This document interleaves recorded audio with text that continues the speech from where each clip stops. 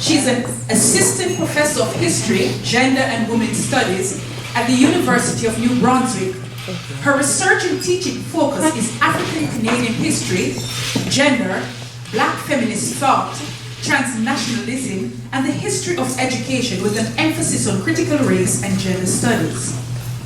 Dr. Aladejebi is currently working on a manuscript titled, Girl, You Better Apply to Teachers College, The History of Black Women Educators in Ontario between the 1940s to the 1980s, which explores the importance of Black Canadian women in sustaining their communities and preserving a distinct Black identity within restrictive gender and racial barriers. This work examines how Black women educators implemented anti-racist pedagogies and within isolating and discriminatory work environments. She's also co-editing a collection of essays titled Unsettling the Great White North, African Canadian History, which explores the histories of African Canadian and African diasporic communities across chronological, regional, and thematic subjects. She has also published articles in Ontario History and Education Matters. My good friend, big sister at large, Dr. Funké, Aladejebi.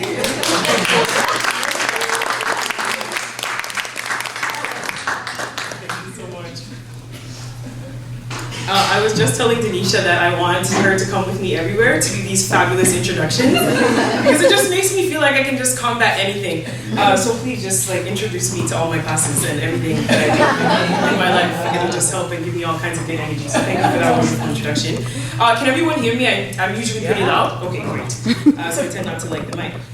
All right, so I have quite a few things to talk to you all today about, but I did want to take some time to thank, of course, Dr. Annette Henry, the Faculty of Education, and everyone basically who was part of this in organizing this wonderful event, and for having me to come talk to you today about some of my work on race and education in Canadian schools. I also feel really humbled and honored today to be presenting with scholars and artists who I continue to learn from and continue to help me think about the ways that we can complicate conversations around Blackness, identity in Canada. So thank you so much for specifically to Dr. Cooper and Dr. Walker and Dr. Henry, who have essentially solidified and created foundational frameworks for me and a lot of the ways that I think about my work, and also created spaces for me to exist in my authentic way. So thank you. All right, so much of what I'm going to talk to you all today is very historical in nature, but it also considers the contemporary implications of what these connections mean for understanding the structures of education in present-day Canada. And while what I discuss the experiences of Black Canadian populations in the broadest sense, I really am talking about the diversity of Black experiences that included the stories of Canadian-born, Caribbean, and continental-born Africans.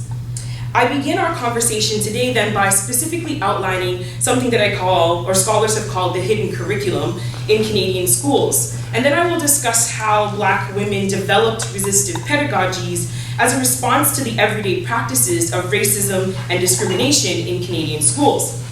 It is my hope that the connections and their contemporary implications will lend to more nuanced discussions about how we can begin to challenge these embedded structures in our school systems. Because much of my work revolves around Black women teachers, my presentation today will also largely center around Black women's stories, and more specifically will utilize the oral histories of Black Canadian women teachers who taught in Ontario from the 1940s till about the 1980s, as a way to understand how these women situated their identities in schools. I argue that their experiences highlighted the subtle and contradictory practices of racial and gendered exclusion that are very characteristic of many Canadian institutions, and we can talk a little bit about how that gets structured. Okay, I see you already put the slide up, so yeah, you can keep that one there. So scholar and researcher Frances Henry describes the hidden curriculum as the different set of beliefs, assumptions, attitudes, and expectations that teachers bring into schools. Henry argues that the hidden curriculum also refers to the different social relationships that receive very little attention and research because they address the intangible ethos of schooling. That is, the things that we cannot easily report as overtly discriminatory in nature, yet they create processes of exclusion that are in fact based on race, class, sexual, and gender-based stereotypes and assumptions. According to Henry, the hidden curriculum is not a deliberate agenda by educators to create difference, but rather accounts for the unconscious and culturally biased-based values and attitudes that educators and administrators have. So this is significant when thinking about Canadian school systems because much of our conversations around multiculturalism, around diversity, racism, and discrimination are often thought of as dichotomous. That is, we believe that we cannot have a school, or even educators for that matter, who actively promote and encourage diversity while believing in implicit biases and stereotypes about individuals and groups of people. However, my research on Black women and that of many Black Canadian scholars, many of whom are in this room, reveals the opposite. That these contradictory ideologies often exist at the same time inside Canadian social institutions. And in the case of my research on Black women, there existed a common sense style of gendered racism that meant that while white educators and colleagues did not consciously set out to delegitimize Black women teachers, the day-to-day relatively subtle acts of racism and sexism worked to delegitimize and undermine Black women's agency.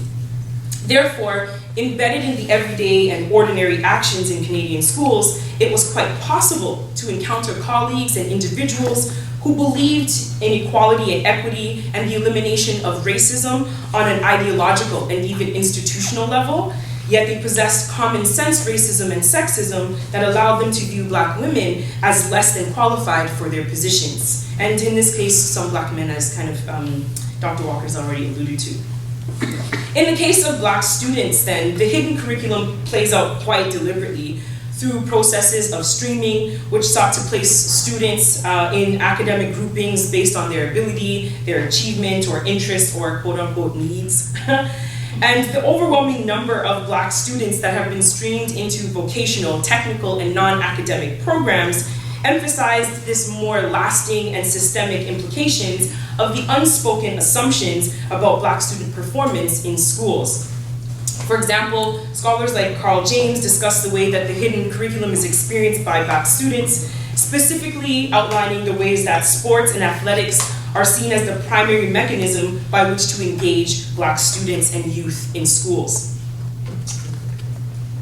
For Black women teachers, the subtle forms of isolation and separation indicate how pervasive the hidden curriculum is in school settings. One of the ways that the hidden curriculum became more articulated was largely through the questioning of Black women's qualifications and the referencing of their positions as merely filling quotas within educational institutions. For example, even as employment equity programs in the 1980s led to substantial gains for women educators, and I would say predominantly white women educators, especially surrounding pay and access to administrative posts, not all women benefited from equity legislation in the same way. For the Black women teachers in my research, employment equity was used by some white administrators and other educators to denigrate Black women's qualifications and suggest that they were incapable of doing their jobs. Such was the case of Canadian-born Cheryl, who was hired as a vice principal in the 1980s, and she remembers, quote, "When I got that appointment, some of the teachers said that, well, you're a shoo-in when you got that interview because you're Black and you're a female, which annoyed me to no end. So you're just going to disregard the preparation I've done, any courses I've taken, and said it's because you're Black and you're a female?" Comments made by Cheryl's colleagues spoke to a teaching atmosphere which, despite equity legislation, perceived her to be less than qualified, less competent, and devalued her academic and professional merits and accomplishments. In fact, equity legislation was used as a means to question and undercut her claims for promotion. Cheryl's story also articulated the ways in which privilege, inclusion, and exclusion were embedded in everyday encounters of school life. These common sense actions became more embodied in people's daily practices as a normal way of doing things. In other words, these ideologies, including racist and sexist ideologies, were taken for granted and often normalized. In other instances, while school staff rooms represented a place where friendships could be forged and educators could find a break from classroom spaces, for some Black female educators, it became a site of oppression where they experienced the most overt and forms of racism and separation. School staff rooms were often considered to be important meeting places and contained multiple embedded contexts for communication, knowledge sharing, and relationship building. In this regard, educators clarified and presented their basic assumptions about and to one another, while also creating a set of values and ideas concerning the teaching profession itself. In essence, the staff room was equally as important to the classroom in helping Black women navigate teaching practice and pedagogical approaches. The fact that Black women more specifically experienced the most isolating and exclusionary experiences really talks about this informal network of communication that often separated and divided Black women's participation from creating a professional teaching culture. So an example that I always use is of the story of a woman called Harriet, who even after moving up the professional ladder and holding a position as school principal, Harriet remembered the ways that other educators isolated and ignored her even in the staff room.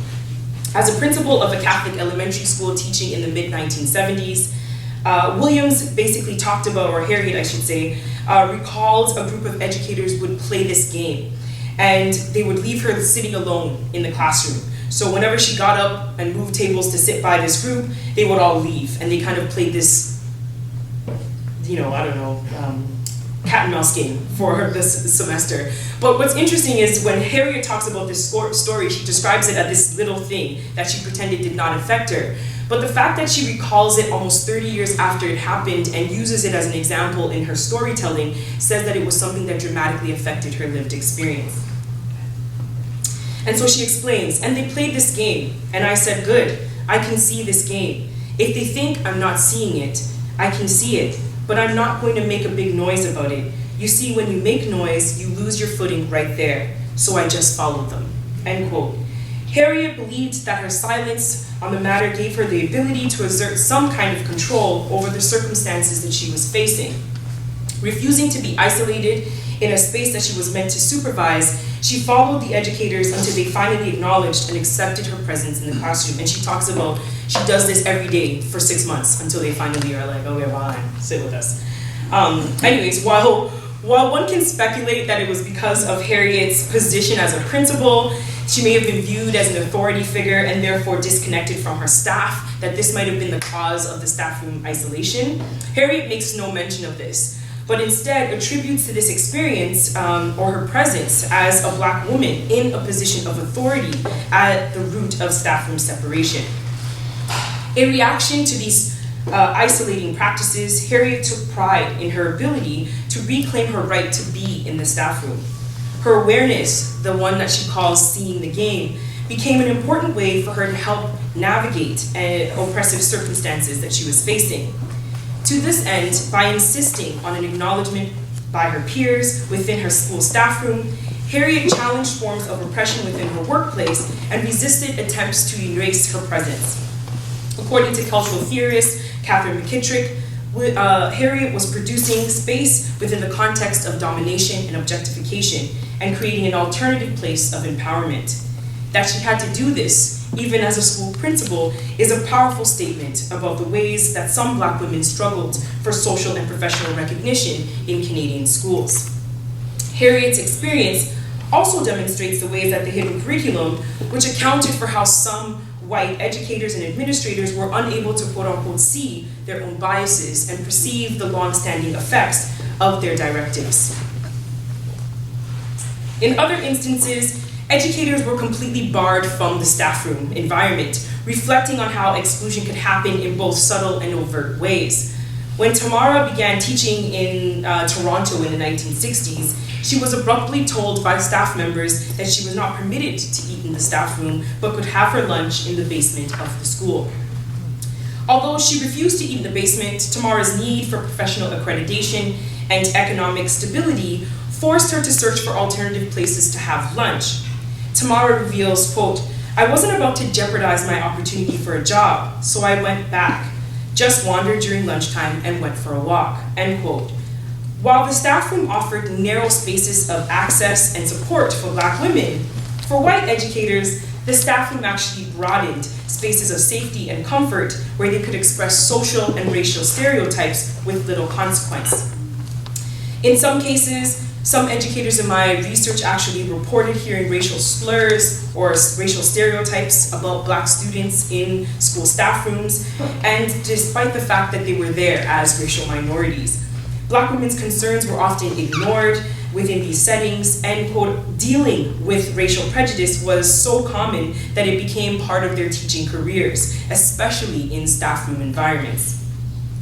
In many instances, educators also recalled that these racial stereotypes in schools were often situated as jokes or well-intentioned compliments, and they often highlighted basically how some educators envisioned and unconsciously, and I say that loosely, perpetuated ideas that about the limited educational capacity and the career options for Black students. So often at times it becomes really difficult, right, to quantify that kind of discrimination if it's structured as a joke or if it's structured as a passive aggressive compliment. And so these things become difficult to talk about. So at the same time, right, the ability of white colleagues to express their comments so freely, even as Black educators were present, highlights the pervasive nature of racial prejudice and difference that becomes embedded in school structures. That my research participants often spoke about this pervasive nature of staff room negativity, often directed towards Black students, became often a common and unacknowledged part of their lives. So both Harriet and Tamara's actions also reflected a recognition of their positionalities and workplace hierarchies that were fractured by gender and race.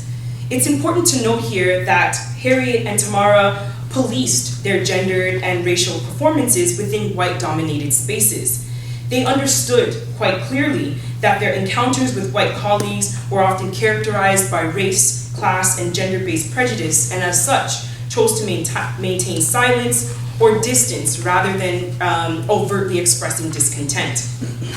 Opting to choose their battles, some Black women teachers resisted and fought negative stereotypes by deflecting those experiences and focusing on their jobs as professionals. Situating these experiences along a broader culture of microaggressions within Canadian schools, everyday insults and indignities often took substantial emotional tolls on racialized educators. So the contours of sexism and racism then not only became embedded in the way that state institutions and policies promoted racial equality, but it was also articulated through the public practices of othering and anti-Blackness. Instead, the everyday and common sense forms of racism in Canada allowed for more difficult to detect but ever-present historical processes of difference that was often facilitated by the hidden curriculum. So then how did Black women resist these everyday forms of discrimination in schools? In part, as a result of the subtle and overt ways that Black women experienced exclusion, they often occupied these not quite spaces of belonging in Canadian schools. According to McKittrick, these spaces were often unacknowledged spaces of sexual violence, stereotype, and marginalization. Black women often stood in this in-between space where they were expected to educate students despite limited support and the erasure of Black history in the Canadian curriculum. And in response to these locales, Black women developed their own insurgent geographies where they address space and race by refusing to be passive and inserting Black histories, knowledge, and experiences and resistance into that space. So here I define resistive pedagogies as an oppositional gaze towards the inequalities in Canadian education systems. Some Black women educators found ways to take control away from cultural gatekeepers who represented Ontario's curriculum from a particular Eurocentric perspective, and instead, Black women developed not only ways to cope with school isolation and microaggressive tactics, but they also created resistive strategies that allowed them to educate students from diverse racial backgrounds. These pedagogies were often transformative, multi-layered, Afrocentric, diasporic in nature, and offered alternative ways to think about Black representation in mainstream schools. The ways in which African Canadian educators responded to the hidden curriculum then also reflected the multiple and fluid ways that Black resistance happened in Black school or in Canada. So Professor Henry's work also talks about this more specifically, thinking about Black women educators who were really foundational to the way that pedagogy could be developed. And ultimately, this idea that resistive pedagogies could contain multiple goals, right, to authenticate Black knowledge forms became part of this resistive strategy.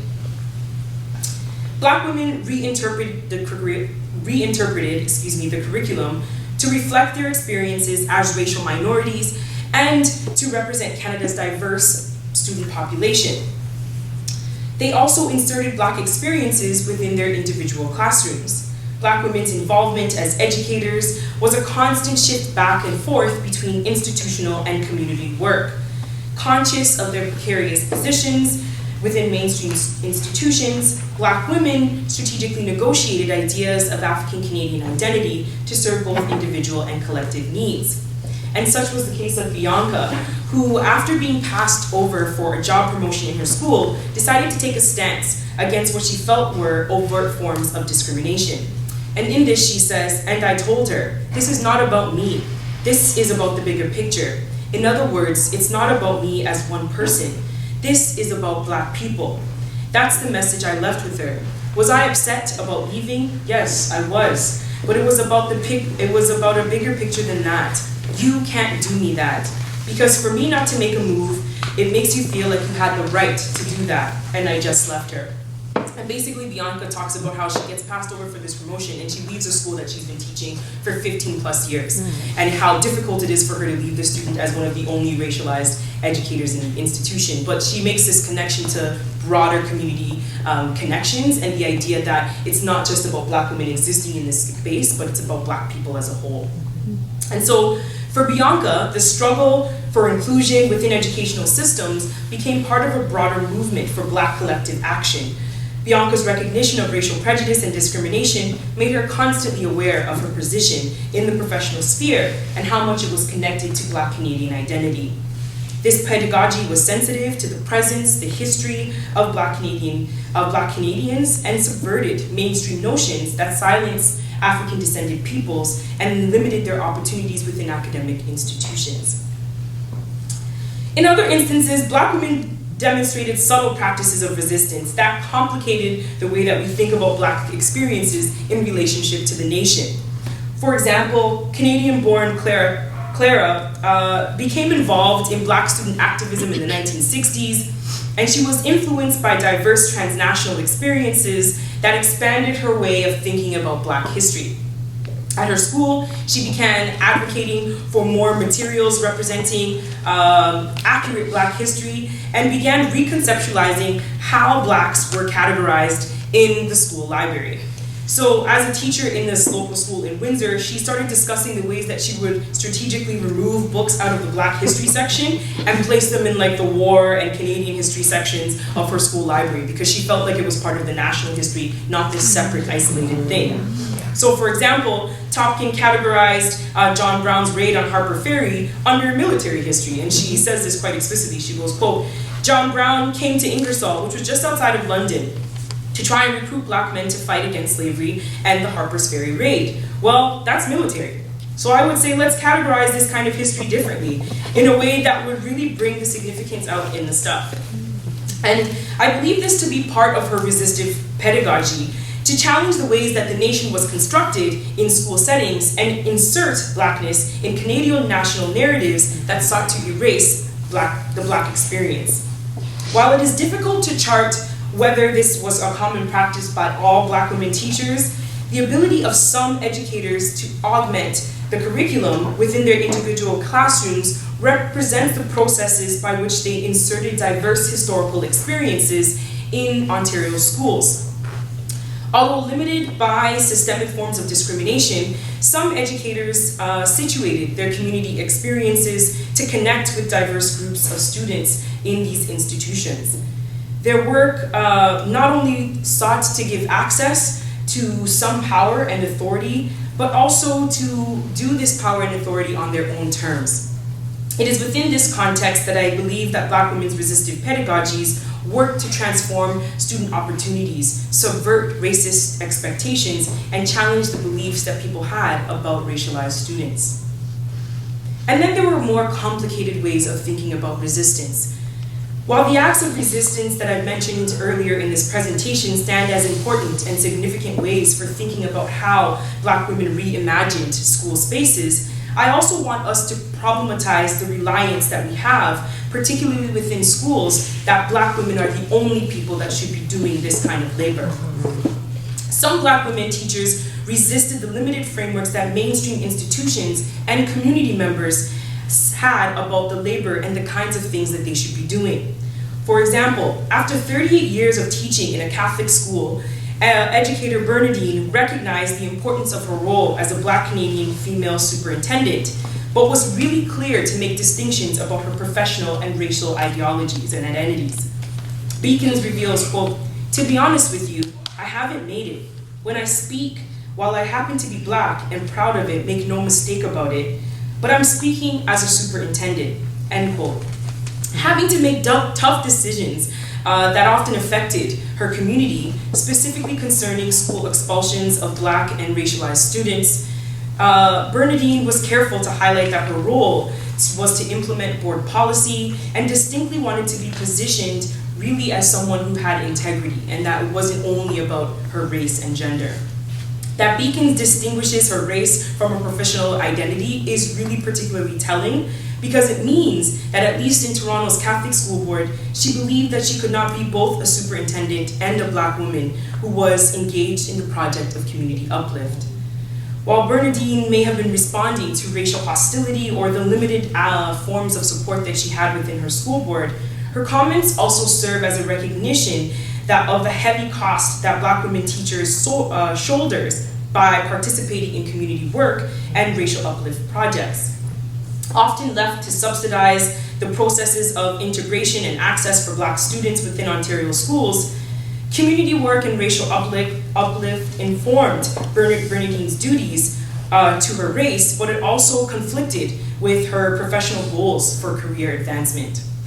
Walking the line between a board that distinguished disciplinary actions of community members and her expectations to stand beside them on the basis of race alone really complicated the ways that Bernadine thought about her identity. And she says, quote, "I am not speaking for the Black race here. I'm not speaking for Blacks on a whole." And that says something about how her rejection of the diversity, or her rejection of homogenizing Black experiences as solely being the speakers was really important to reclaim her selfhood.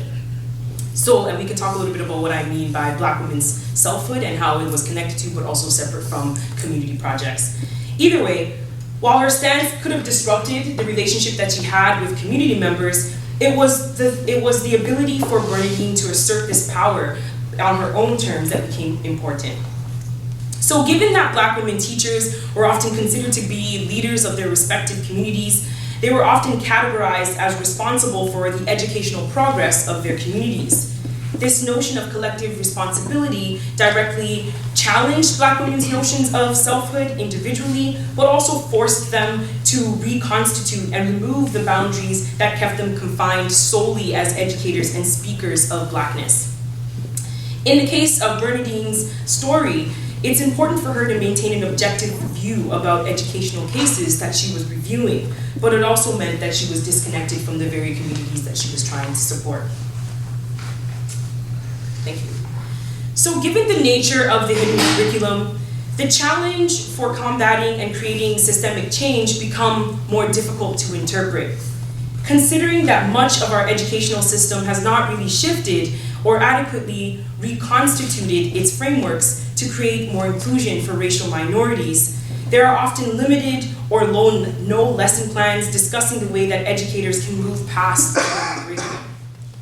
It means that educators must do more work to dismantle the implicit stereotypes and assumptions within schools. But it also means that this work cannot exclusively rest on the shoulders of the few racialized educators within these school systems. But that collaboration for creating learning tools must consider the ways that we implicitly bring biases into our school environments and pedagogical approaches. That a move away from Eurocentric curriculum must be one that considers Indigenous, Black, Asian, South Asian, and other ethnic and racial minorities as knowledge producers, and I emphasize this very strongly, and hold their pedagogical approaches as important sites of learning. Black women educators who were part of my study experienced varying forms of discrimination that were both overt and subtle in nature. Even as mainstream institutions sought out Black women educators to deal with the changing student demographic, these schools often contained or encouraged only a limited form of inclusion. Black women teachers remained connected to their communities and projects of racial uplift, but they also reacted to, adapted to their presence based on racial and gendered stereotypes in varying ways. At the center of this approach were the ways that they were able to use education as a tool for social transformation and communal survival. I believe that this is where we can begin to think about our own pedagogical approaches, that we need to consider the conditions, the environments, and the assumptions that we create both inside and outside of school settings as essential to the survival of not only our students, but our very communities.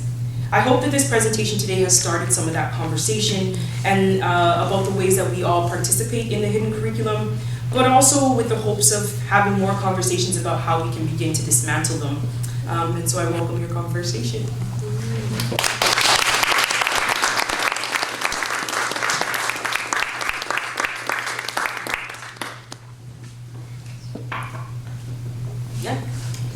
Hi. Thank you so much for that presentation. It really, really resonated with me. My name's Yasha. I'm a UBC teacher candidate here in the Faculty of Education. I began my practicum in 1 week teaching high school French and IB. Your speech and topics really resonated with me. Right now, over the past few months, because I start February 3rd, I've been trying to implement Black history into the French curriculum and trying to incorporate it there. But when I initially proposed it to my French essays, they rejected it initially because it didn't focus on Black French Canadians. They wanted to focus on authentic French text. And while I do agree to that within some stance, it definitely limited the options and the ways to bring it into the classroom. I wanted to focus more on local Canadian history, specifically BC, Black Strathcona, Salt Spring Island, immigration from California to Victoria and the routes taken there so that they can understand their local history. When coming in 1 week now, I'm very conflicted about whether to even bring it in. I initially removed it entirely. I removed all Black history just out of that fear, just because I am a teacher candidate. I'm dependent on these 3 advisors to give good advice. There are, as far as I know, no other Black teachers in the school to kind of garner or gain that support, and very limited other Black students within my cohort. And I guess my question is, how do you, I hope to propose teaching short mini presentations within the social sciences department while I'm not teaching at a full load for the month of February. I guess my question is, how do you decide whether Black history is important or worth it to teach when you have the term you use, the idea of relying on that support? And I'm teaching in Richmond, and I'm not teaching a single Black student over the entire practicum. I believe the school population there, without naming it, is over 70% Chinese. And is it valuable for them to learn it? Is it worth it to fight over it? Is it worth to just leave it be and get your own classroom? I don't know. Sorry, I've had a lot of sleepless nights about this, so sorry. Yeah, I get that. Yeah, that's a really difficult question to ask because it really depends on the kinds of supports you think you have within the institution. The first question is to answer is, of course, Black history is always relevant, always important, and it's not exclusive to just persons of African descent, right? That it is part of a broader national Canadian history that everyone should know, and that it also helps them understand and situate themselves in a space. So I think that it's important. At the same time, I recognize the kind of labor that you then have to do to advocate for that, particularly as being the only or one of the only people in that space. So if you find that you have a supervisor or someone in the school that really does support, or at least you think might be able to have conversations around allyship with, then yes, but I think it's always important to talk about. And I think in some ways you're lucky because you can guilt people and be like, Black History Month, now we have to talk about it, right? Which tends to be a way that you can kind of use national discourses to begin to insert that conversation, because the good thing about Canadians is that they don't like to publicly look bad, right? That the ways that, so this broader conversation about Canadian identity and the recognition of Black History Month makes them feel bad. Is that why the principal felt cornered when I brought it up? Probably. Probably. So in some ways you can actually use that as a way to leverage having really insightful conversations about that. So I think there's room. I think there's room to do those spaces and to do that kind of resistive work. But it also is a recognition of what you have the energy to do and what you have the capacity to do. And yeah, so. Thank you very much. I don't know who wants to go first. Go ahead. Just related to, are you teaching in high school or? Oh, yeah, sorry, I'll be teaching grade 8, 9, and 11. Oh, okay. And Yeah, I'm a faculty member in language and literacy education. Years ago, I taught a method of teaching modern languages at the teacher education program. Oh, cool. I stopped doing that. But anyway, so there was this was not French pre-service teacher, but it was a Mandarin teacher, pre-service teacher in my class. And we talked about issues of race and language and things, and he decided to have teach unit on Black people in China and teaching Chinese. So maybe if your students are predominantly Chinese, maybe you can find some connection between French, Blackness, and Chinese. I don't know, but it doesn't have to be Black history in Canada. Maybe I don't know. Maybe you can switch a little bit and think about different approaches. Thank you so much. Thank you. I'm biased, I'll always advocate for Canada too, so make sure you always add the presence of Black Canadian history in that. But that's it. Yeah. I was hoping you could continue the conversation on self-care, self-good. Oh, yes, self-good. Because Yeah. you say offered. And I'm asking also in the context of myself as an instructor who's trying to survive the institution, having taken out the only Black writer, poet from my syllabus, because someone made a huge stink about it last term, right? And I think I brought a quote by Harriet who said, losing your footing by making noise. And we also saw a conversation on self-preservation, a conversation on self-care. Yeah. And knowing that you need to survive, but you also need to retain a sense of yourself. Yeah. So as we do this work of looking at blackness in Canada, and as Black people, how do we go through it? Oh, okay. So there's so many different ways by which my research talks on this, and it's, for example, Bernadine's story, right, about individual selfhood, about the pressure that you feel as being the only Black woman in a space, and having to basically advocate for children and racialized students, but also the pressure that you feel to be a professional, right, to create spaces of equity. And this is a really tricky dynamic, right? So I don't have a solid answer for it. The answer that I have is to allow yourself to exist in complexity. That so much of this conversation around access, education has not entirely factored in the multiple ways in which you exist in the world and in which you exist in educational institutions. And so if it means sometimes that you have to tell your community, right, that I need to create space in order to do this thing well, then you need to do that, and you need to be forceful about those boundaries. But I think often at times there's a lot of emotional labor that is required, particularly of Black women, to do a lot of this restorative justice work. And if you don't do it, you're perceived of as not being, you're not doing your job for the people, so to speak. And so I think Bernadine's, I had a really hard time with her story because when she was selling it, I was like, how can you not, do all of this really important stuff about blackness? And yet she was, right? That she had this long-standing 38-year career, and then was functioning as her superintendent, the only superintendent in a Catholic high school for over 30 years, I think is indicative of the kinds of resistance that she had to shoulder, despite her articulations to have a professional career, to not only be recognized as that, but to be recognized as someone who's a complex person, who's a professional, who is not happy about being pigeonholed in these ways, right? But also who has middle-class assumptions and identities that are part of the way she thinks about community, and all those things become important, right? So I think maintaining individual selfhood takes time. I think it takes being scarred by these institutions that you are housed in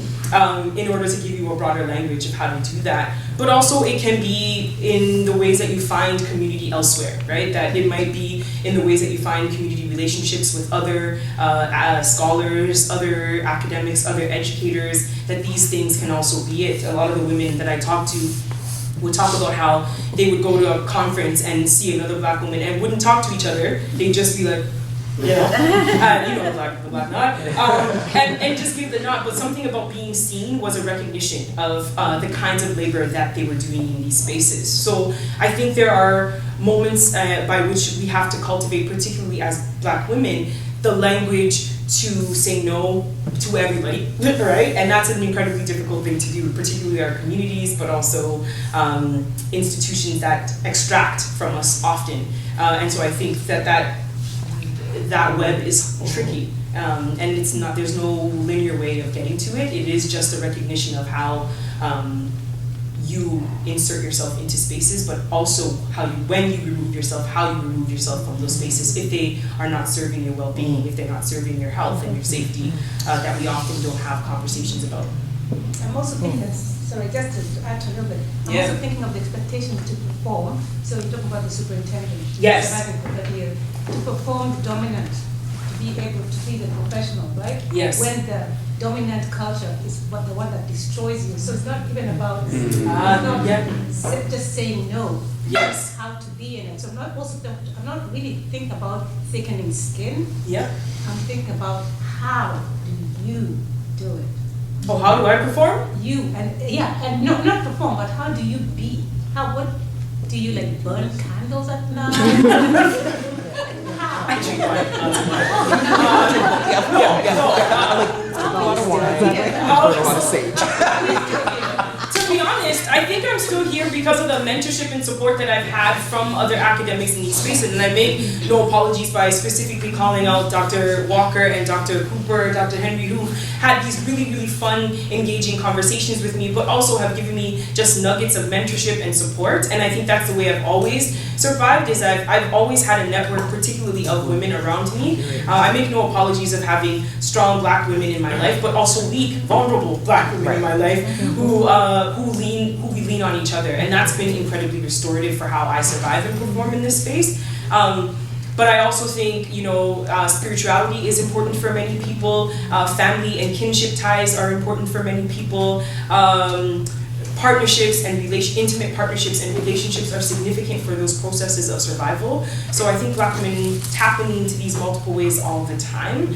But performing a professional identity is complicated. I don't have that answer, right, for how we do it. I think it's learned through processes of survival, really, in these institutions that happen very early in our lives, right? That we've been told that there is this gaze on us often, and we develop strategies to move in and out of these spaces safely, sometimes not unscathed, right? Not unscarred, but safely. But this is really important, a really important articulation, so thank you. Yeah, go here. I don't know who's... Okay, yeah. I'll just come here. First of all, thank you, because I think the work is amazing, and I feel like what's really great is that you're starting, right, and you're getting this advice. And for many of us that started teaching, you wish that you had a mentoring system. You wish that I would like to just share that when I started teaching, I made a mistake thinking that students would actually be interested in Black history.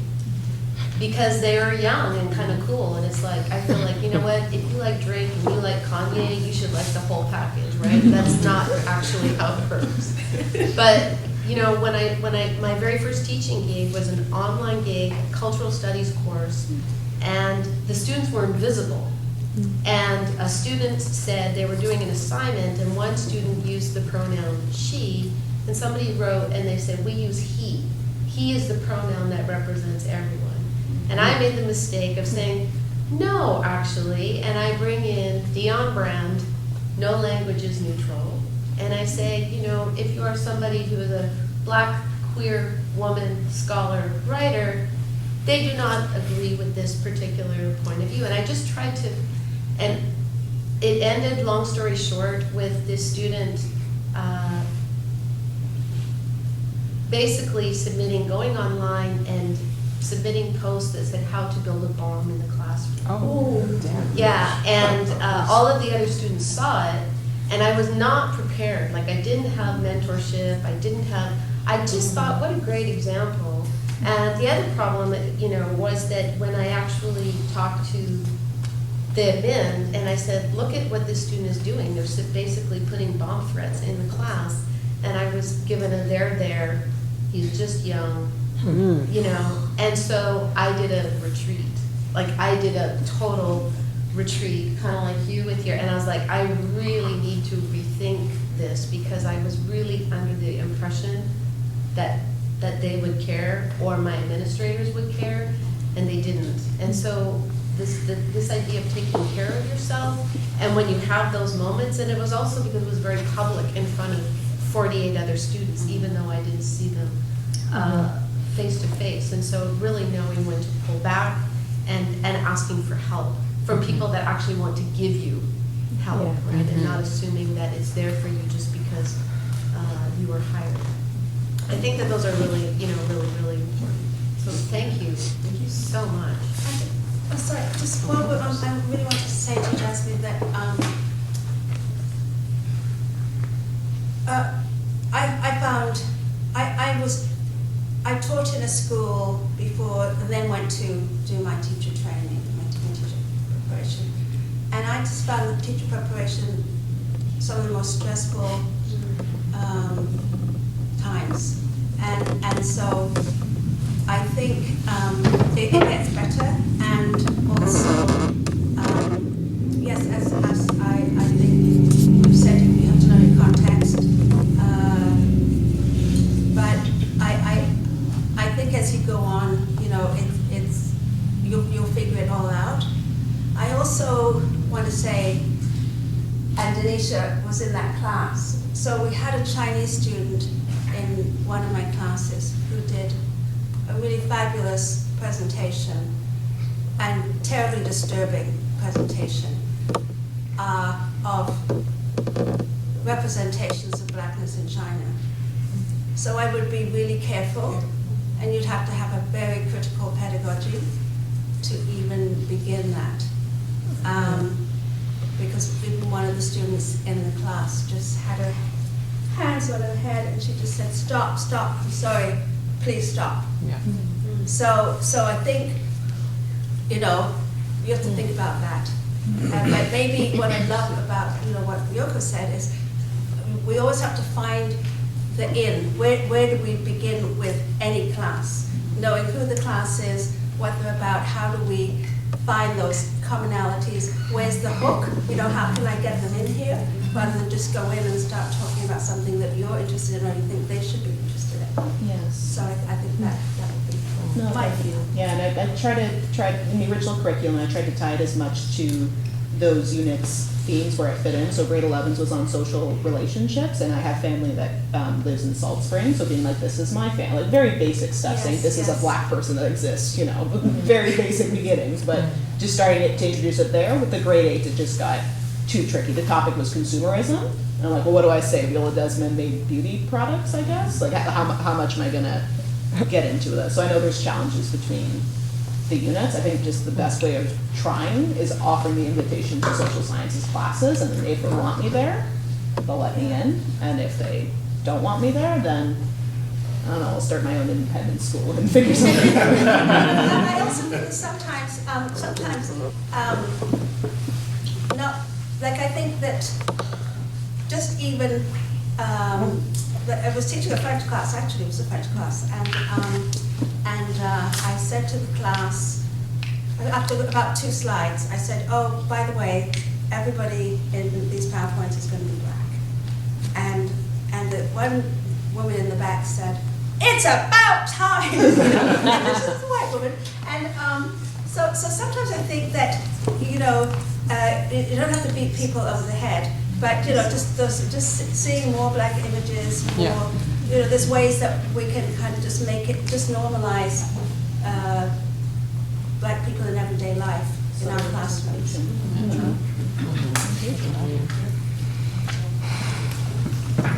Thank you, Funké, for the presentation. If you could just go back to Bernadine's slide, because there was something she said that I don't understand. Yeah. When she said, I haven't made it, what is she talking about? So she was talking basically about her status, that she's reached the highest rung of the education field, right, as a superintendent. And so she was trying to say, I haven't, you know, made it as a whole. Like this is just one of many things that we as persons of African descent are doing. Like it's not a...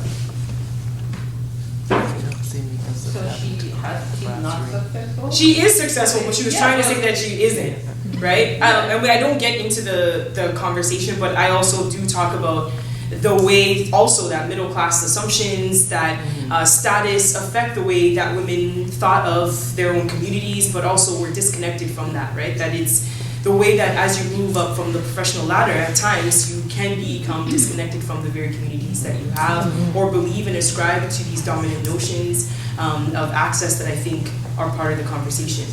Yeah, because it seemed really odd. I'm thinking, she said, I'm a superintendent, but then she said, I haven't made it. Yeah. So it feels kind of bizarre. And the other thing I was thinking of, I don't know if you have it later on or before, in the research is a black professional organizations. Because you know, some of the women, they seem like to be really isolated. And then you mentioned some networks that they tap into. But to my knowledge, from the 70s, there have been at least one I can think of, black professional organizations in Ontario at least. And I was thinking of CAVE, and CAVE has now changed its name. It has a new name. Yeah. And they seem to be, you know, they seem to got it going on. They do a yearly conference and so on and so forth, because the teachers come across to me as being like, you know, they're isolated, they're in these spaces where nobody wants them. And I do understand the context, because one of the early teachers, Harriet, it was in the 1960s. So there wouldn't be any black professional organizations, or at least I don't know of any. But by 2010, there are a few. So I just wonder why it would feel so alienating.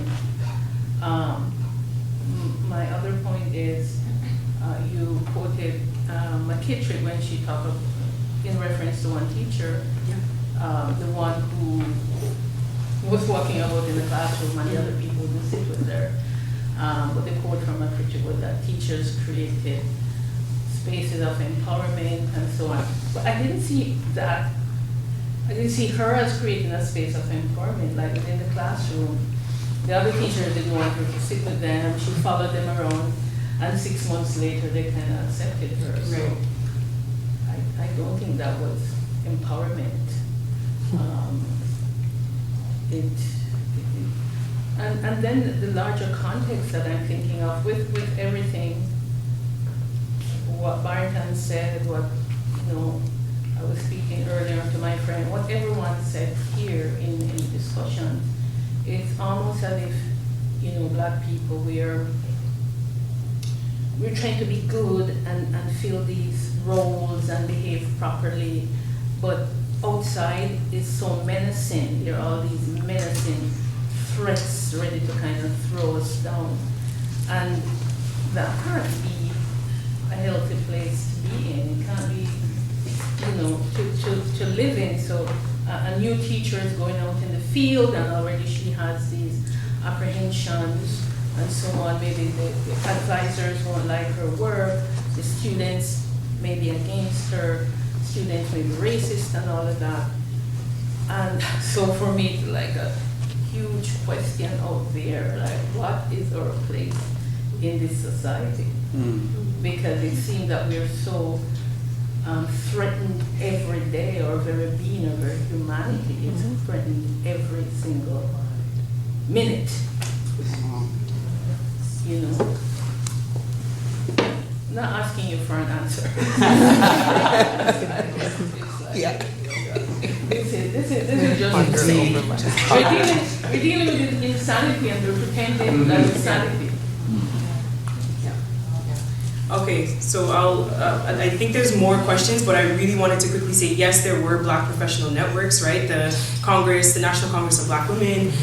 Many of the Black women that I talked to in the earlier section were actually working with the Black Education Project that happened in Toronto, so they were working and moving in and outside of these spaces, but not all women tapped into these community networks. So I was giving a space, but actually the practice of teaching pedagogically is an isolating practice, right? That you have these conferences that happen every so often, but the day-to-day lived experiences of teaching in schools is actually quite isolating, but especially if you're a Black woman.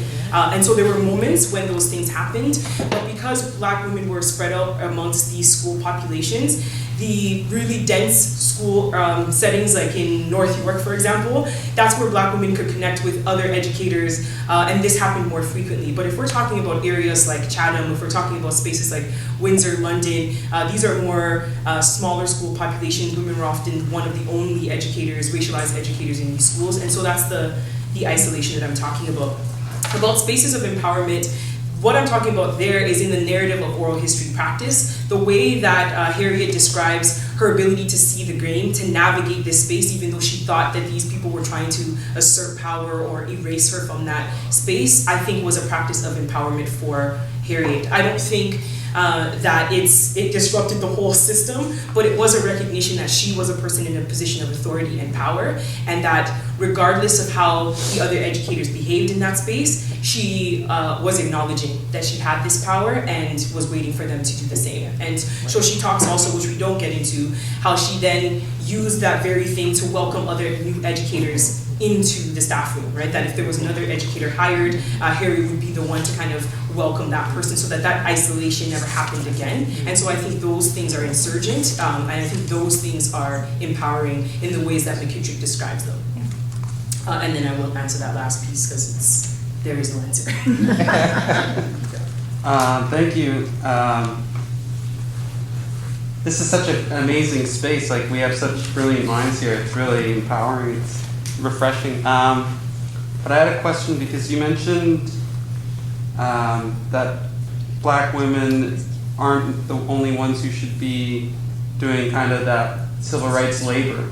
And I was wondering if you had any ideas on who else maybe should be. Everybody. Everybody. Every single person. Well, this is it because I was invited here because I reached out to Annette because I'm in the midst of trying to develop or connect people to develop a curriculum, Canadian Black History curriculum to be taught here in BC right now. Yeah. And unfortunately, so many of the people that I'm being, not unfortunately because they're so powerful and amazing to be working with, the burden seems to be falling on Black women, especially educators. So I'm trying to diversify who to include. But here in BC, I think it's more articulated that we have a smaller community than in Ontario. Yep.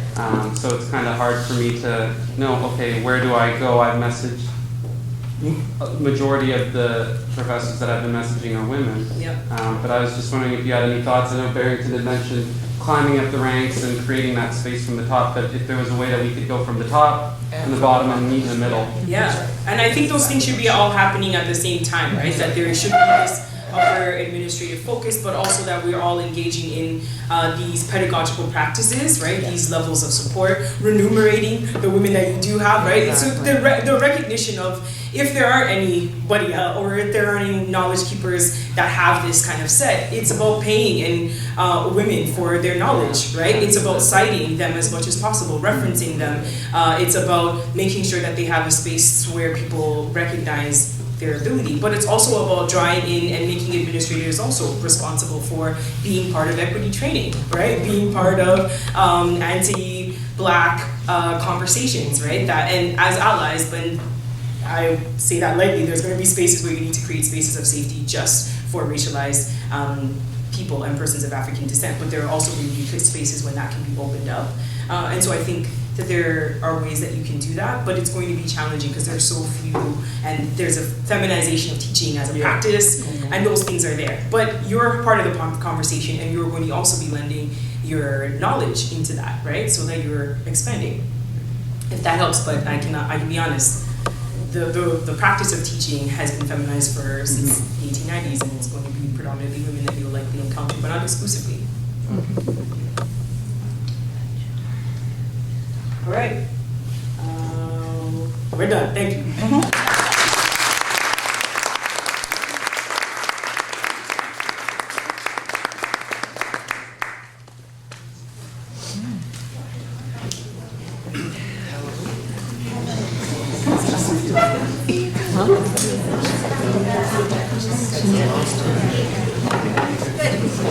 Okay, so we have a little bit of a break before lunch. But I wanted to thank the morning speakers and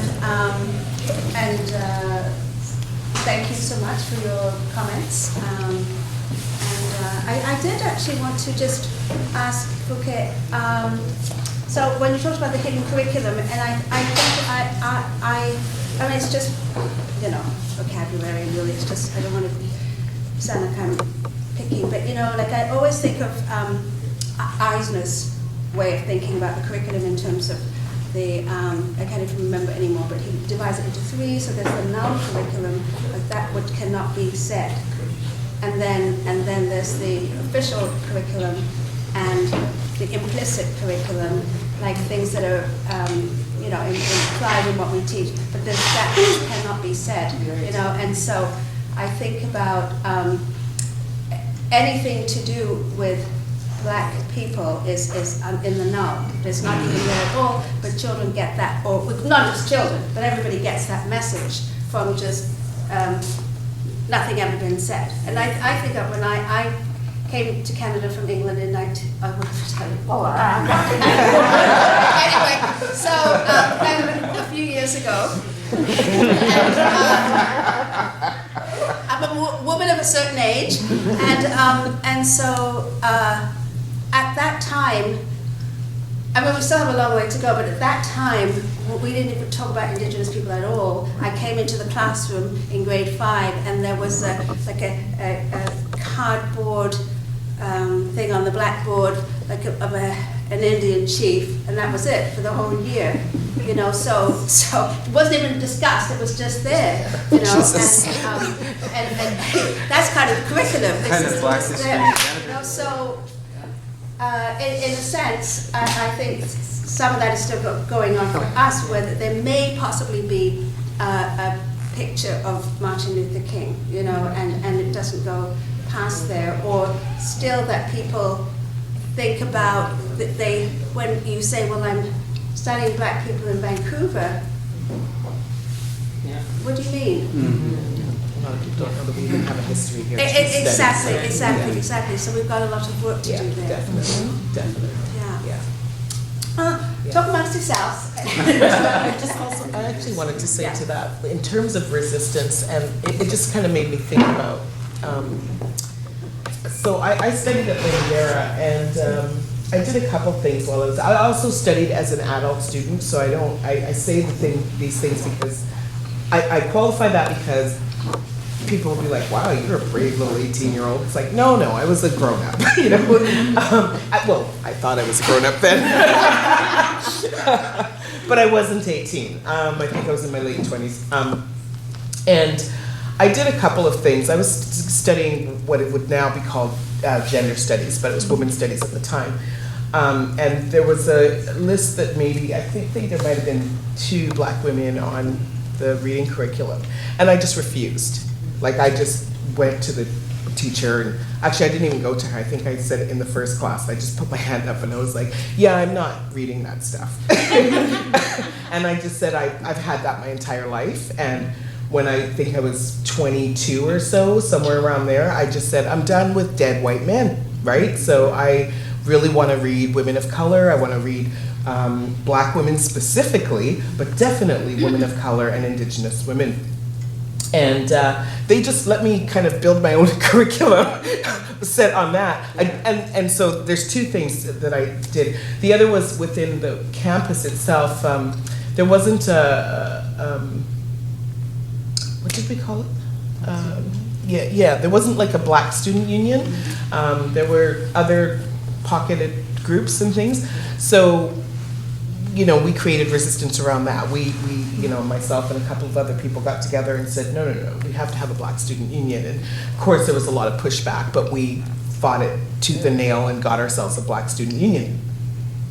Took things a little bit further even to connect with other schools across Canada, doing black student union conferences and things like that.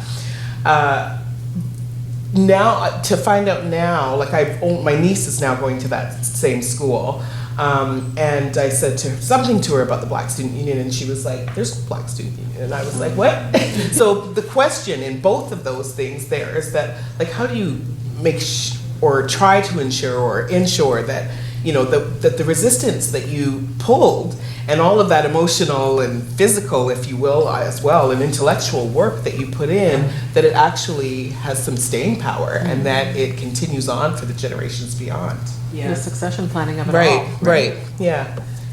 I don't know. I was having conversations earlier with folks about this kind of idea of intergenerational conversations, that a lot of this a disconnect is rooted in the fact that we're not having conversations with our elders, with our community knowledge keepers in a way that I think has then not stifled but changed the processes of resistance. And so I think sometimes some students kids have an idea of what like activism looks like, right? And activism is that forceful like hashtag Black Lives Matter and like all of that stuff. And so that becomes the dominant face of what resistance and activism looks like. And so that also then means that the kinds of conversations that we have with our elders, our community leaders, with people who've had this kind of long-standing endurance race with oppression is we're not transferring that, right? And so part of that, I think, conversation is to bring elders in, right, to the classroom to share their stories, to share their knowledge, you know, and that doesn't have to be physical. That can be, we have Skype, we have all of this kind of technology that I think students would benefit from, right? In some of my history classes, students go out and talk to community elders, right? Like that's the project, that's the activity, right? And they get all nervous, especially all the white kids are like, I don't know any black people, and then they find some, right? Like anything, they find some people, because so it's about relationship building, it's about going back to these tools that I think our communities have always engaged in, but the mechanisms have changed, right? So it's about revamping those mechanisms to get back to the tools I think that worked, but also to allow space for evolution, right? It allows space for a different kind of resistance. That you know, the Black Student Union might not be applicable. Right. It hurts me to say that, but it might not be applicable. But there might be a student union online that students can tap into, that they feel that they have a sense of privacy, that there's this Facebook group that they can, you know what I mean, go to talk to, and that might go across different schools. So it is about giving space for resistance to evolve, for resistance to be differently shaped and shift and respond to the needs of what I think is a different generation. So yeah, those are some of those things I think. But I have one of many. I don't know. Anyone else, please? I'm in a group of educators. Yeah. I think what I'd add to that is to always remember that we are in a system that does not imagine us to be possible. Yes. And therefore, to insist on a space on the table is also sometimes backbreaking work. And also to insist on succession And so I'm thinking about the Simpson's indigenous scholar who says, forget the space of a table, make your own table. Always. Yeah. Always. Yeah. Even if you take space, I think, even if you take space at the table that is, and you notice I didn't say are given, because I don't care about being given. Take the space, even if you take space at the table that is already there, I think that whether you're the one person or you have a group of people who are outside of that space, building their own table, always. It's like the Markiel just said about, joining like how things should work. It should, sure, top down, bottom up as well, But also sideways. Yes, in all directions, this is Because the the point, hierarchy yes. is about maintaining power. Yes, and exactly. creating a system. Exactly. Yeah. Yeah, great. Yeah, and also give space for the people who don't yet have the language to know what it means to take space. Right. Yes. Right? Like, I think we're in a very privileged space because we can contemplate, right, these processes, but so many students in our communities don't yet have the language to name what's happening to them. And so if the process is, even if that resistive process is giving them the tools to be able to say, yeah, that thing that happened to you was this, I think that in and of itself is a resistive practice because we're starting to help our students name what's happening to them. We're starting to give them the language to be able to understand how they exist in the world. And I think sometimes, just remember that, right? To give space for the people who don't yet have the language to know what it means to take up space. Unapologetically. Yes. Gotcha. Oh, okay, we're gonna continue. Yeah, let's just go. So my background is in education, and I've been working actually outside of school environments for the past 10 years. So I'm in this interesting place of working with youth often, but also being connected with teachers, but not working within the traditional school system. And I'd say like in the recent couple years here in Vancouver, there's been a lot of community gaze around the treatment of like Black students within the system.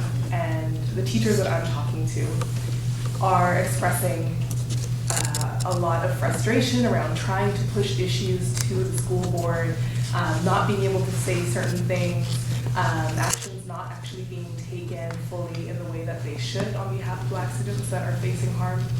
And it also seems like there is a lot of space for community groups to be applying pressure onto those larger systems in ways that I think a lot of teachers can't because of the ways that they have their stakes within the education system. So I'm wondering, from your experience, what has been the most successful strategies, or what things have you seen that community groups have organized outside of systems that help support teachers within the system that are advocating for the dignity of Black students and wanting to support Black teachers as well? Two questions. Are you talking about racialized educators in school systems or all teachers? Because I think it's important to make a demarcation. Like if you're a racialized educator, if you're a Black educator advocating for Black students, the way that advocacy is read is going to be very different from someone who's advocating for Black students but might be of European descent, and it's a more complicated conversation. So if it's I'm mostly meaning within this context racialized teachers that I've been. Okay, so you're talking about racialized educators in the system who are working also with community with specific Black students. With Black students in the community. Yes. And you're asking what's the most effective, and have I heard of any effective strategies? Like anything that you've come across within your work that communities across the country or wherever it may be have done to support Black students in schools when policies and things get stuck. I think some of the most effective approaches that I've seen, especially with some of the things that the women educators that I've talked to, were actually giving, the stories, the histories, presenting those to students, and you'd be surprised the kind of resistance that happens from within when you give students that kind of information, because a lot of that time you're tied, right, as an educator in these institutions, but the students aren't, right, in the same ways that they are all on Twitter, they're on Insta, and they're hashtagging, they're calling out people, sometimes calling in depending on the language, but so they're doing those things already. So I think some of the most effective approaches are actually in creating those relationships with students, those spaces of trust where they can come and talk to you, but also building relationships with administrative allies that you think would actually take up these conversations, and that's harder to find. And I think the real labor is that, because once you start working with community groups, they're going to at some point, right, expect or at least request that these changes happen. And sometimes administrators respond really well to public shaming, but also they respond well to knowing who's doing the work, who are the community people. So sometimes it's using this language of diversity, inclusion that seems to happen often, and saying, well, this is what inclusion looks like to these students, here are the ways that you can do that. And I think that's what I found. But I think that the process is incredibly difficult, if I have to be really honest. So it's about building these community relationships and hoping that it works, but sometimes allowing the space for it not to work. I'm sure you do.